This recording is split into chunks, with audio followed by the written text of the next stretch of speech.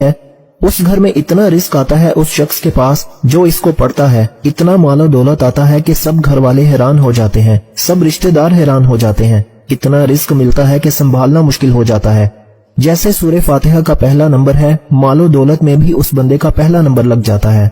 जो शख्स सूरह फातिहा को इस तरह 3 दिन तक मुसलसल पढ़ लेता है। अब सुनिएगा, इस सूरह फातिहा को आपने किस तरह पढ़ना है और किस वक्त पढ़ना है, मुकम्मल तरतीब सुनने के लिए, क्योंकि अमल निहायत ही कीमती और खास है। इस अमल को जानने के लिए आप इस वीडियो को अव्वल से लेकर आखिर तक मुकम्मल देखिएगा। इंशाअल्लाह ऐसी रहमतों का नज़ूल होगा, ऐसी बरकतों का नज़ूल होगा, ऐसे रिस्क का नज़ूल होगा कि दोबारा जिंदगी में ना रिस्क की परेशानी आएगी, न घर में कोई मुसीबत आएगी, न घर में कोई बीमारी आएगी। हर तरह की मुश्किल आपकी आसान हो जाएगी। इस सूरत के 20 नाम हैं। इससे पहले भी कई दोस्तों को ये अमल बता चुका हूँ। लोगों की जिंदगियां बदल चुकी हैं, कई लोगों के हालात बदल चुके हैं, कई लोगों की दुआएं कबूल हुई हैं। जिस जायज नीयत के साथ इस सूरत को पढ़ेंगे, जो इरादा रखकर पढ़ेंगे, इंशाअल्लाह 3 दिन मुकम्मल नहीं होंगे, 3 दिन पूरे नहीं होंगे, आप हर जायज मकसद में कामयाब हो जाएंगे। अगर कोई मकरूज है तो कर्जे के तमाम बंदोबस्त हो जाएंगे। उसको पैसा कहाँ से मिलना है, कैसे अल्लाह की गैबी मदद आनी है, सारा कर्जा 3 दिन में उतर जाता है। कोई शख्स शादी की नीयत से पढ़े, हर तरह की बंदिशें, रास्ते की रुकावटें खत्म हो जाती हैं, फौरन असबाब पैदा हो जाते हैं। खास बात बता रहा हूँ, इस सूरत के अंदर हर एक तासीर और ताकत रखी गई है।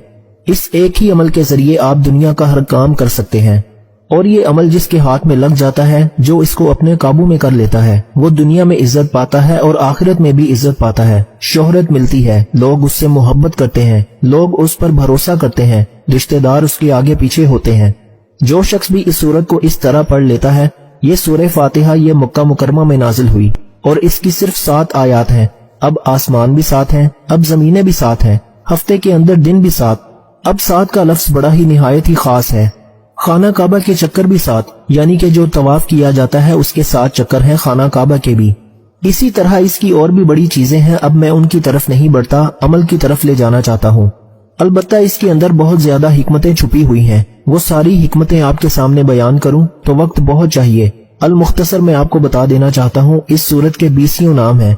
इस सूरत को फातिहतुल किताब भी कहा जाता है। इस सूरत को उम्मुल कुरान भी कहा जाता है, कुरान की माँ। इस सूरत को सूरतुल कंस भी कहा जाता है, सूरह काफिया भी कहा जाता है। काफिया इसलिए कहते हैं कि दूसरी सूरतों के बदले में ये काफी है, यानी कि बाकी सूरतें पढ़ने की जरूरत ही नहीं पड़ती, ये तमाम के मुकाबले में आपको काफी है। इस सूरत को सूरह शाफिया भी कहा जाता है। शाफिया इसलिए कहते हैं कि एक सहाबी ने देखा एक आदमी मिर्गी के दौरे में गिरफ्तार है, उसके कान में ये सूरत पड़ी, उसको